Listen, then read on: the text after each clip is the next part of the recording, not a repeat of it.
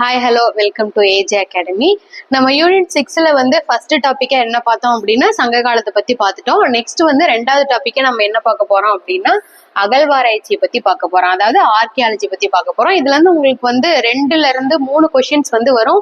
ஒன்னு வந்து current affairs ரிலேட்டடா வந்து உங்களுக்கு வரும். அப்புறம் இன்னொன்னு பாத்தீங்கன்னா பட்ஜெட்ல இருக்கிறது கேட்பாங்க. அதுக்கப்புறமா புக் கண்டென்ட்ஸ் எல்லாம் வந்து நீங்க வந்து நல்லா படிச்சு வச்சுக்கணும். சரிங்களா?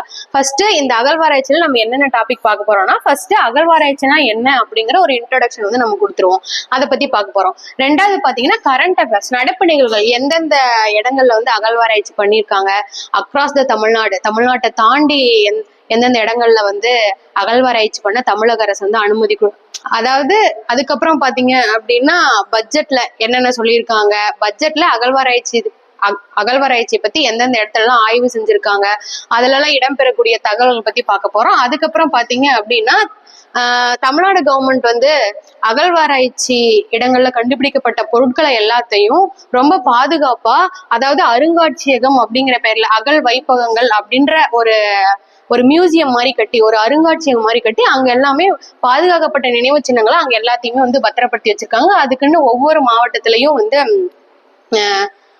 மியூசியம் எல்லாம் ஏற்படுத்தியிருக்காங்க, அருங்காட்சிகள் எல்லாம் எல்லாமே வந்து ஏற்படுத்தியிருக்காங்க.